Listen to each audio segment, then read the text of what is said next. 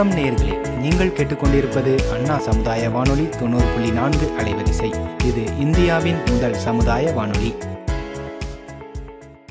நேயர்களே, இப்பொழுது நாம் கேட்கவிருப்பது நமது அண்ணா சமுதாய வானொலியும் மதராஸ் உர நிறுவனமும் இணைந்து வழங்கும் பிரதமரின் பிரணாம், தாய்பூமியின் மறுசீரமைப்பு, ஊட்டச்சத்து விழிப்புணர்வு மற்றும் மேம்படுத்தலுக்கான திட்டம் பற்றிய தொடர் நிகழ்ச்சியின் 31ஆம் பாகம்.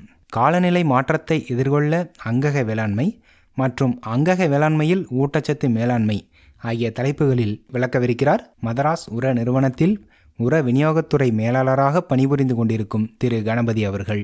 வாங்க நிகழ்ச்சியை கேட்கலாம். வணக்கம் நண்பர்களே. இன்று காலநிலை மாற்றத்தை எதிர்கொள்ள அங்கக வேளாண்மை என்ற தலைப்பில் நான் பேச இருக்கிறேன். காலநிலை மாற்றத்தை எதிர்கொள்ள அங்கக வேளாண்மை எப்படி சாத்தியமாகும்? இது கேள்வி. விவசாயிகள் சந்தித்து வரும் பிரச்சனைகளில் தலையாயதாக காலநிலை மாற்றம் கருதப்படுகிறது. பல்வேறு வகைகளில் காலநிலை மாற்றங்கள் பயிர் விளைச்சலை பாதிப்பதால் இந்தியாவின் உணவு பாதுகாப்பு கேள்விக்குறியாகியுள்ளது. சமீபத்திய ஆய்வுகள் என்ன சொல்லுதுன்னா, அதிகரித்து வரும் வெப்பம், அடிக்கடி ஏற்படுகின்ற வெப்ப அலைகள், வறட்சி, மழைப்பொழிவில் நெடிய வேறுபாடுகள், அடிக்கடி புயலினால் ஏற்படுகின்ற சேதம் ஆகிய காலநிலை மாற்றத்தின் விளைவுகளை ஆராய்ச்சி பூர்வமாக கூறுகின்றன. இந்திய விவசாயத்துக்கு மிகவும் பயன்படும் கோடை மழை மற்றும் பருவமழை கடந்த 50 ஆண்டுகளில் வலுவிழந்து விட்டதாக சில ஆய்வுகளும் சுட்டி காட்டுகிறது. இந்த மாதிரியான காலநிலை மாற்றங்கள் குறிப்பிடத்தக்க அளவில் பயிர் விளைச்சலையும் பாதிக்குது. குறுகிய கால மதிப்பீட்டில் 4 முதல் 9% வரையும், நீண்ட கால மதிப்பீட்டில் 25% வரையும் விளைச்சலையும் பாதிப்பு ஏற்படுத்துது. அதீத வெப்ப நிகழ்வுகளினாலும் பயிர்களின் நீர் தேவை அதிகரித்து நீர்ப்பாசனத்துக்கு பயன்படுத்தப்படும் நீரின் அளவு அதிகரிப்பதால் நிலத்தடி நீர்மட்டம் குறைந்து கொண்டே போகிறது. குறைவான விளைச்சல் நேரடியாக விவசாயிகளை பாதிப்பதால் அதனால் ஏற்படுற பொருளாதார விளைவுகளான அதிக கடன் சுமை வருதா, மனசோர்வு வருது. இவைகள்லாம் விவசாயிகளுக்கு ஏற்படுகிற பிரச்சனைகள். பல்வேறு ஆராய்ச்சி முடிவுகள் காலநிலை மாற்றத்திற்கான காரணமாக மனிதர்களின் செயல்களையே குறிப்பிடுகின்றன. காலநிலை மாற்றங்களின் தாக்கத்தை குறைப்பதற்கு விவசாயிகள் நிறைய தகவமைப்பு தொழில்நுட்பங்களை பின்பற்றி வருகின்றனர். காலநிலை மாற்றத்திற்கான காரணங்களை பார்க்கும்போது பசுமை குடில் வாயுக்களின் பங்களிப்பு, அதாவது கிரீன் ஹவுஸ் கேஸ் ரிலீஸ், இதோட கான்ட்ரிபியூஷன் இது தவிர்க்க முடியாததாகிறது. உலக அளவில் வளர்ந்த மற்றும் வளரும் நாடுகள் பசுமை குடில் வாயுக்களை வெளிவிடும் சதவிகிதத்தை குறைப்பதற்கு முயன்று வருகிறது. இப்போது காலநிலை மாற்றத்தின் நிகழ்வுகளை எதிர்கொள்வதில் அங்கக வேளாண்மை தொழில்நுட்பங்கள் சிறப்பாக செயல்படுகின்றன. அது எப்படின்னு பார்க்கலாமா? மண் வளம் காத்தல், பயிர் மற்றும் ரகங்களை தேர்வு செய்கிறது, இடுபொருட்கள், பூச்சி நோய் மேலாண்மை, கலை மேலாண்மை ஆகியவற்றில் காலநிலை மாறுபாட்டால் ஏற்படும் பிரச்சனைகளிலிருந்து விவசாயிகளை காக்கிறது. இப்போ காலநிலை மாற்றத்தின் தாக்கத்தை குறைப்பதில் அங்கக வேளாண்மையின் பங்கு என்ன அப்படின்னு பார்க்கலாம். விதைத்த முதல் அறுவடை வரையிலான அங்கக பயிர் மேலாண்மை தொழில்நுட்பங்கள் நேரடியாகவும் மறைமுகமாகவும் காலநிலை மாற்றத்தினால் ஏற்படும் பல்வேறு நிகழ்வுகளை எதிர்கொள்ள உதவியாக உள்ளது. இப்போது பயிர் மற்றும் ரகங்கள் தேர்வு என்றால் என்ன? பயிர் மற்றும் ரகங்களை தேர்வு மூலம் காலநிலை மாற்றத்தின் தாக்கத்தை குறைக்கலாம். அங்கக பண்ணையத்தில் பாரம்பரிய ரகங்களை விவசாயிகள் தேர்வு செய்தன் மூலமும் அதிக ரசாயன இடுபொருட்களை தேவைப்படும் ஒட்டு ரகங்களை பயிரிடாமல் அப்படி இருக்கிறதன் மூலமும் மறைமுகமாக காலநிலை மாற்றத்தின் தாக்கத்தை குறைக்கலாம். பயிர் ஊக்கிகளான நமக்கு தெரிந்த பஞ்சகாவியம், ஜீவாமிர்தம் முதலானவற்றை பயன்படுத்துவதன் மூலமும் காலநிலை மாற்றத்தை தூண்டும் ரசாயன பயிர் ஊக்கிகளின் பயன்பாடு குறைக்கப்படுகிறது. கலப்பு பயிர்களாக மண்ணில் தழைச்சத்தை நிலைநிறுத்தும் பயிர் வகைகள் மற்றும் பிற பயிர்களை பயிர் செய்து மண்ணில் முதன்மை சத்துக்கள் மற்றும் நுண்ணூட்ட சத்துக்கள் நிலை பெறுவதால் ரசாயன உர பயன்பாடும் குறையுது. அங்கக இடுபொருட்கள். ரசாயன இடுபொருட்கள் சார்ந்த விவசாயத்தை மேற்கொள்ளும் போது புதைப்படிவ கரிமங்கள் கொண்டு தயாரிக்கப்படும் இடுபொருட்களான உரங்கள், பூச்சிக்கொல்லிகள், களைக்கொல்லிகள் ஆகியவற்றின் தயாரிப்பு முறைகளில் செலவிடப்படும் ஆற்றல் மற்றும் அதனை வயல்களில் பயன்படுத்தும் போது வெளிப்படும் பசுமைக்குடில் வாயுக்கள் போன்றவை காலநிலை மாறுபாடுகளுக்கு நேரடியாகவும் மறைமுகமாகவும் அதிக அளவில் பங்களிக்கிறது. ஆனால் அங்கக வேளாண்மை மற்றும் இயற்கை வேளாண்மை செய்கிற விவசாயிகள் 2 வகையில் காலநிலை மாற்றத்தை குறைக்கிறதுல பெரும் பங்கு வகிக்கின்றனர்.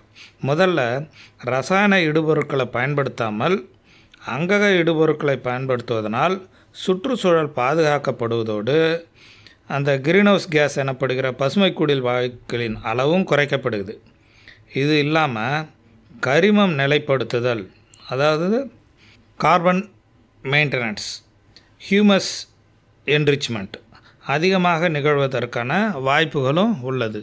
இரண்டாவதாக அங்கக வேளாண் தொழில்நுட்பங்களான பயிர் சுழற்சி, பயிர் மூடாக்கு, பல பயிர் விதைத்தல், பூச்சி நோய் உயிரியல் கட்டுப்பாட்டு முறைகளை கடைபிடிக்கிறதன் மூலமாக அங்கக கரிமம் ஆர்கானிக் கார்பன் என்பது நிலைநிறுத்தப்படுறதோடு மண் வளமும் பாதுகாக்கப்பட்டு அந்த கிரீன்ஹவுஸ் கேஸ் வாயுக்கள் வெளியிடுதல் குறைக்கப்பட்டு காலநிலை மாற்றத்தின் தாக்கம் வெகுவாக குறைக்கப்படுது. கூடுதல் பலனாக விவசாயிகள் ரசாயன இடுபொருட்களை வாங்குவதற்காக செலவிடுவதும் குறையிறது, அவர்கள் வாழ்வாதாரமும் மேம்படுது. இப்போ மண் வளம் காத்தல் அப்படி என்றால் என்ன? அங்கக வேளாண்மை மற்றும் இயற்கை வேளாண் தொழில்நுட்பங்கள் அடிப்படையில் மண்ணின் வளத்தை மேம்படுத்துவதை முதன்மையான உத்தியாக கொண்டுள்ளது. கோடை உழவு, பசுந்தாள் மற்றும் பசுந்தழை உரங்கள், மண்புழு உரம் இடுதல், மக்கிய தொழு உரம் இடுதல் ஆகிய மண்வள மேம்பாட்டு தொழில்நுட்பங்கள் அனைத்தும் மண்ணின் அமைப்பு மற்றும் மண்ணிலுள்ள நுண்ணுயிர்களை காப்பதை செவ்வனே செய்வதால் மண்ணில் அங்கக கரிமம் நிலைநிறுத்தப்படுகிறது. அதாவது ஆர்கானிக் கார்பன் நம்ம சாயிலில் நிலைநிறுத்துகிறோம். ரசாயன உரங்கள், குறிப்பாக தழைச்சத்தை தரும் உரங்களின் பயன்பாடு அங்கக வேளாண்மையில் வெகுவாக குறைவதால் பசுமைக்குடில் வாயுக்களின் வெளியீடு சராசரியாக 20% குறைவதாக ஆய்வுகளும் தெரிவிக்குது. மேலும் அங்கக உரங்கள் அல்லது அங்கக இடுபொருட்கள் மூலம் பெறப்படும் பயிர் சத்துக்கள் மெதுவாகவும் நிலையாகவும் மண்ணில் விடப்படுவதால் சத்துக்கள் நீடித்து பயிர்களுக்கு கிடைக்கிறது. ஆனால் ரசாயன வேளாண்மையில் விவசாயிகள் இடும் உரத்திலிருந்து சத்துக்கள் விரைவில் வெளிப்பட்டுவிட்டு வேகமாக ஆவியாவதனால அதிக உரமும் இட வேண்டி இருக்கிறதுனால செலவும் அதிகரிக்குது. முக்கியமாக மண்ணின் தன்மை மற்றும் அதில் உள்ள நுண்ணுயிர்கள் காக்கப்படுவதால் சுற்றுச்சூழல் மாசுபடுது. அதையே வெகுவாக இந்த ஆர்கானிக் ஃபார்மிங் பண்ணுறதுனால குறைக்கலாம். கரிமம் மற்றும் நைட்ரஜன் ஆக்சைடு, அதாவது கார்பன் மற்றும் நைட்ரஜன் ஆக்சைடு, இந்த வாயுக்கள் வளிமண்டலத்தை மிக குறைவாக வெளியிடப்படுவதுடன் ஆர்கானிக் கார்பன் என சொல்லப்படுகிற அங்கக கரிமம் மண்ணில் நிலைநிறுத்தப்படுகிறது. இந்த ஆர்கானிக் கார்பன் என்று சொல்லப்படுகிற அங்கக கரிமம் அதிகமாவதால் இயல்பாகவே பயிர் வளர்ச்சிக்கேற்ற மண்ணின் குணாதிசயங்கள் மாறுபடுது. முக்கியமாக மண்ணின் நீர்பிடிப்பு திறன் அதிகரிக்குது. அது மறைமுகமாக நீர் பாய்ச்சுதலின் எண்ணிக்கையை குறைக்கிறது. வேளாண்மைக்கு தேவைப்படும் ஆற்றல் ரசாயன வேளாண்மையை விட அங்கக வேளாண்மையில் 45% குறைவாக செலவிடப்படுவதாக ஆய்வுகளும் தெரிவிக்குது. ஆழ்துளை கிணறுகளில் இருந்து தண்ணீரை உறிஞ்சி தேவைப்படும் எரிபொருளினால் வெளியிடப்படும் கிரீன்ஹவுஸ் கேஸ், அதாவது நம்ம அந்த எனர்ஜி மோட்டரை போட்டு அதுக்கு தண்ணி எடுக்கிறதுக்கு தேவைப்படுறதுனால டீசல் இன்ஜினோ எதுவோ அது வழியாக நமக்கு கிடைக்கிற வெளிப்படுற கிரீன்ஹவுஸ் கேஸ் அந்த வாயுக்களின் அளவும் குறைக்கப்படுறதுனால காலநிலை மாற்றத்தின் தாக்கம் வெகுவாக குறையுது. இது இல்லாமல் நீர்பிடிப்பு திறன், நீர் உள் செல்லும் திறன் அதிகரிப்பதனால வறட்சி போன்ற காலநிலை மாற்றத்தை இலகுவாக எதிர்கொள்ள உதவுது. பயிர் மூடாக்கு என்றால் என்ன? அங்கக பண்ணையத்தில் இந்த ஆர்கானிக் ஃபார்மிங்கில் பயிர் மூடாக்கு என்பது ஒரு முக்கிய தொழில்நுட்பமாகும். இதனால் நீர் ஆவியாகிறது குறைக்கப்படுது, களை கட்டுப்பாடும் சிறப்பாக மேற்கொள்ளப்படுது. சூழ்நிலைக்கு ஒவ்வாத களைக்கொல்லி பயன்பாடு குறைவதனால அதனால் ஏற்படும் சுற்றுச்சூழல் கேடு, காலநிலை மாற்றங்களும் தடுக்கப்படுது. சூழலுக்கு ஏற்ற ஊடுபயிரும் மிக முக்கிய தொழில்நுட்பமாகும். இதெல்லாம் இப்போ சொன்ன மெத்தட்லாம் இந்த டெக்னிக்ஸை யூஸ் பண்ணுறதுனால மண்ணின் அரிமானம் தடுக்கப்படுகிறது. விலை மதிப்பில்லா மண்ணின் மேற்பரப்பில் உள்ள மண் அடித்து செல்லப்படாமல் தடுக்கப்படுது. சூழ்நிலைக்கு உகந்த அங்கக தொழில்நுட்பங்களை கடைபிடிக்கிறதுனால மண் கரிமத்தோடு அதிகமாக உள்வாங்கி நிலைநிறுத்துறதோட அந்த கிரீன்ஹவுஸ் கேஸான கார்பன் மோனாக்சைடு, நைட்ரஸ் ஆக்சைடு ஆகியவற்றின் வெளியீடும் நமக்கு வெகுவாக குறையுது. பயிர் பாதுகாப்பு அப்படின்னா என்ன? பூச்சிகள், நோய்கள் மற்றும் நூற்புழுக்கள் என்று பயிர்களை தாக்கும் காரணிகளை கட்டுப்படுத்துவதில் விவசாயிகள் அதிகம் கவனம் செலுத்த வேண்டியிருக்கு. பூச்சி, பூஞ்சான கொல்லிகள் மண்ணில் உள்ள முதுகெலும்பற்ற உயிரினங்களை கொல்வதால் கரிமம் நிலைநிறுத்தப்படாமல் அங்கக கரிமம் குறைந்து கொண்டே வருவதாக ஆய்வுகளும் சொல்கிறாங்க. புகை கொண்டு பூச்சியை விரட்ட பயன்படுத்தப்படும் ரசாயன பூச்சிக்கொல்லிகள் இந்த கிரீன்ஹவுஸ் கேஸ் ஆன நைட்ரஸ் ஆக்சைடை விட அதிகமாக வெளியிடுறதுனால நமக்கு பாதிப்புகள் ஏற்படுகிறது. இது இல்லாமல் பயிர் பாதுகாப்புக்காக செலவு 50% மேலே சில பயிர்களில் இருக்கிறது. செலவோடு சுற்றுச்சூழல் மாசுபாடும் ஏற்படுது.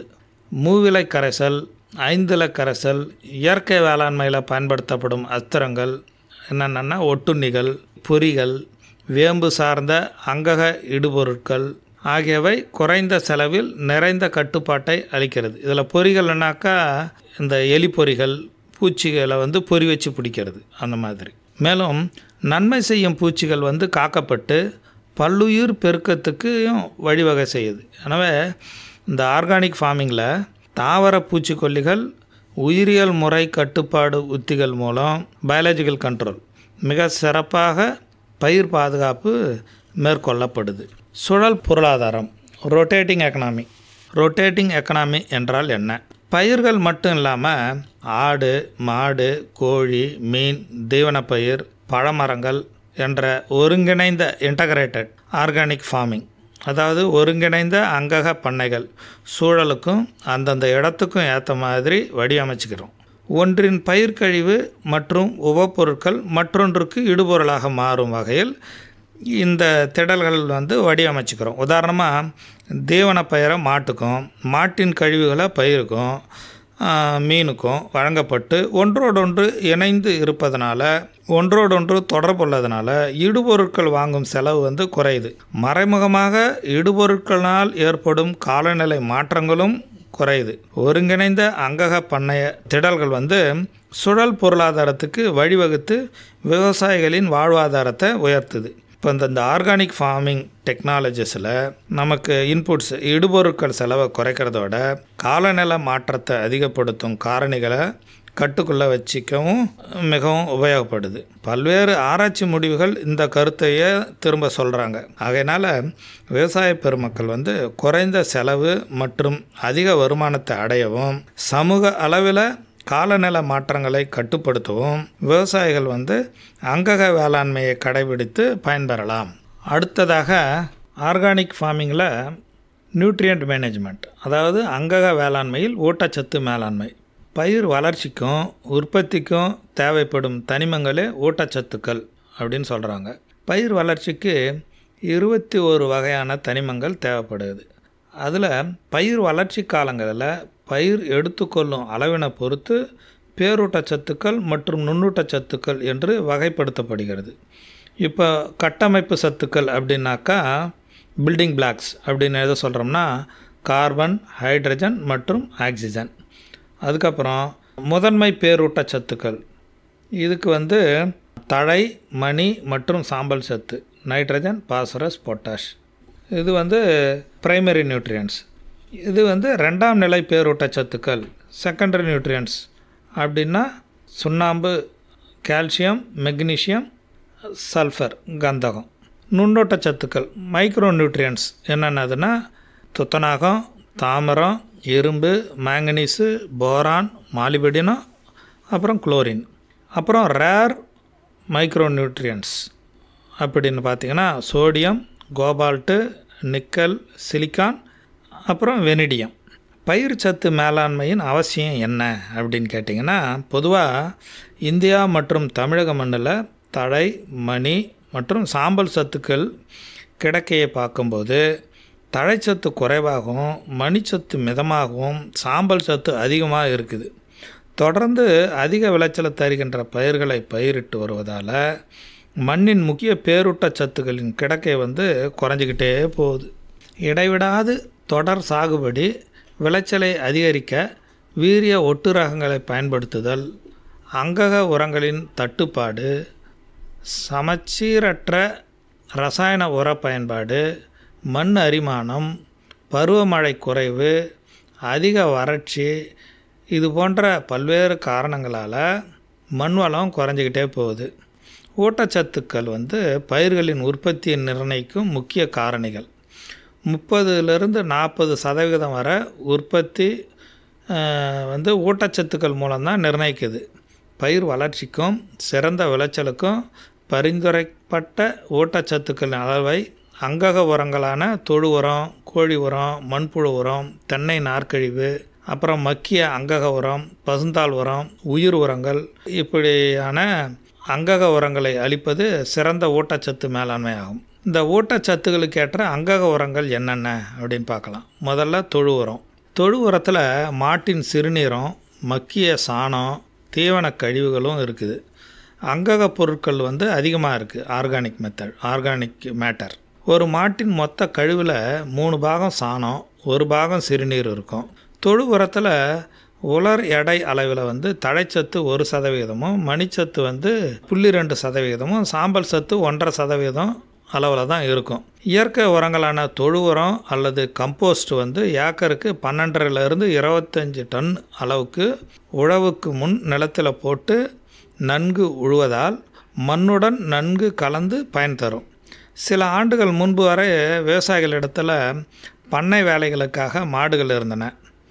அவற்றின் கழிவுகளை கொண்டு தொழு உரம் அல்லது பண்ணை கம்போஸ்ட் தயாரித்து நிலத்துக்கு அளித்து வந்தனர். அதனால் நிலமும் வளம் குறையாது இருந்து வந்தது. சமீப காலங்களில் பருவமழை தவறுறதுனால மானாவாரி விவசாயம் பெருசும் பாதிக்கப்பட்டிருக்கு.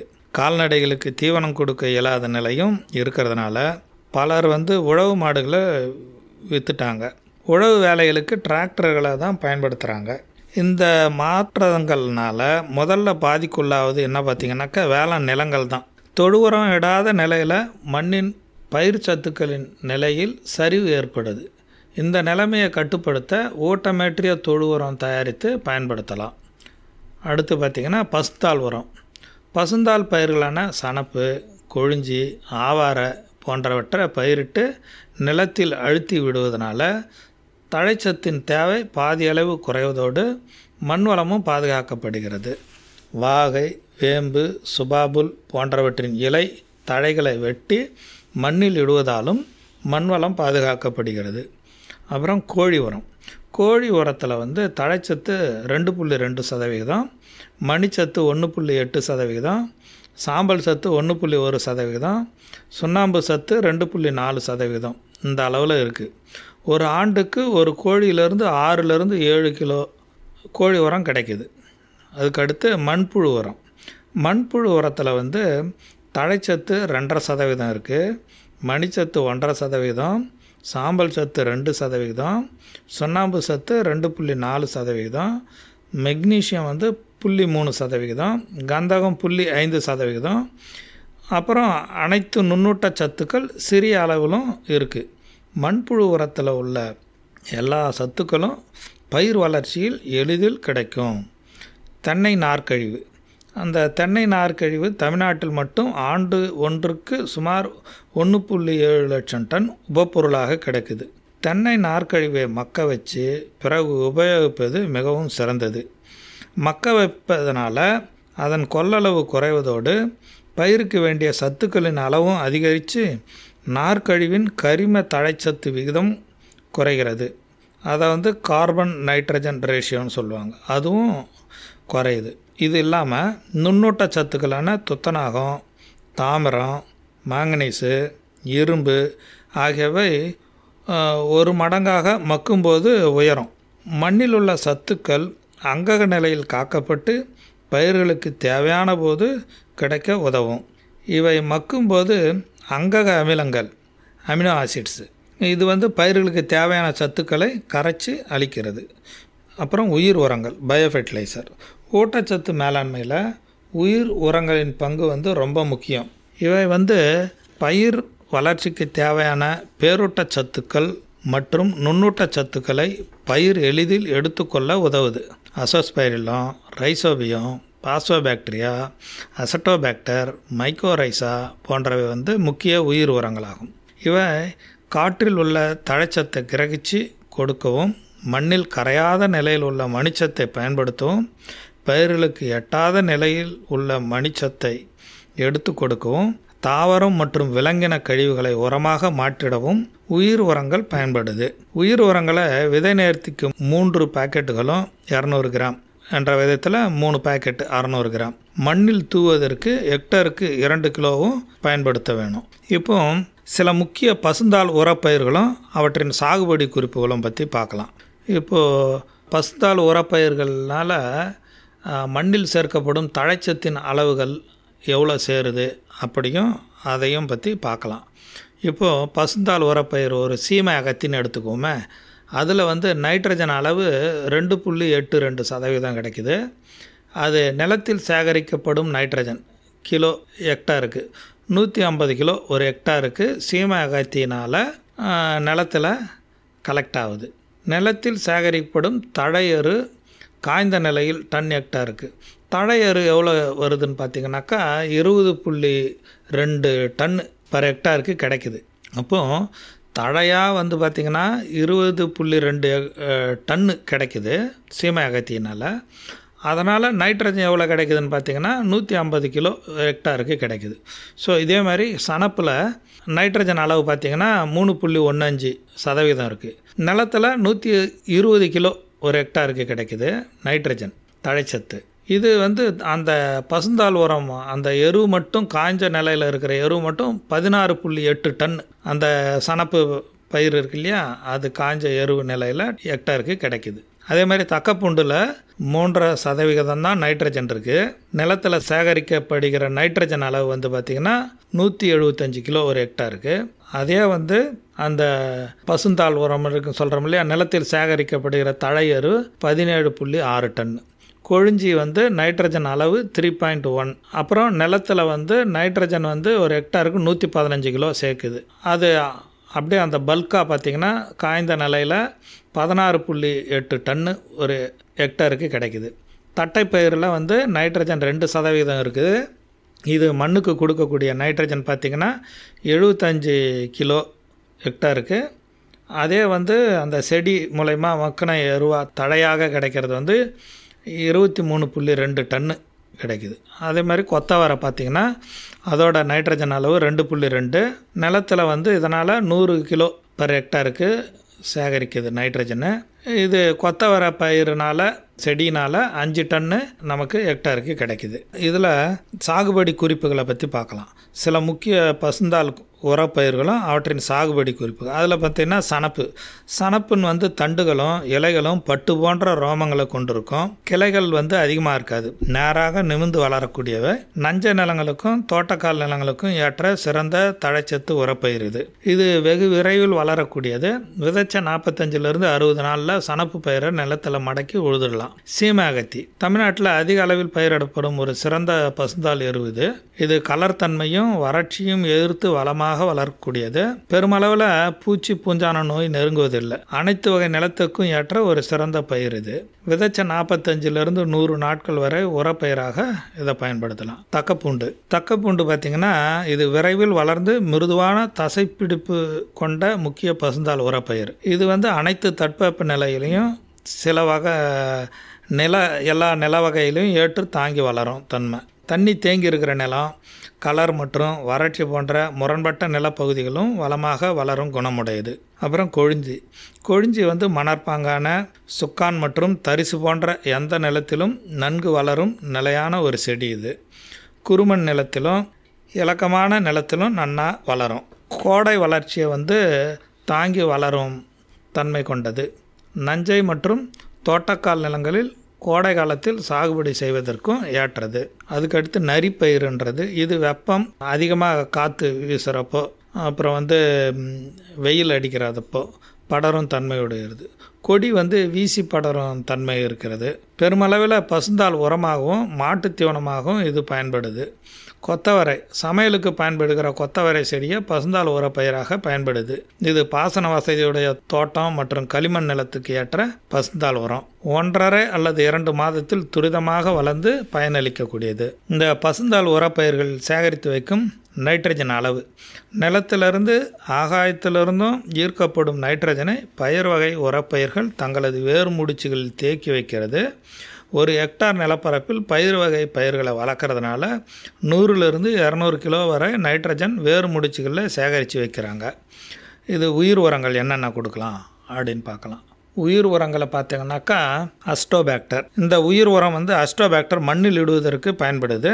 ஹெக்டாருக்கு 2.5 கிலோ 25 கிலோ தொழு உரத்துடன் கலந்து 30 நாள், 60 நாள், 90 நாளில் பிரித்து இடணும் 3 தடவையாக. நீலப்பச்சை பாசி, ப்ளூ கிரீன் ஆல்கே, இந்த பாசி நெல் வயலுக்கு இடப்படும் முக்கிய உயிர் உரம்.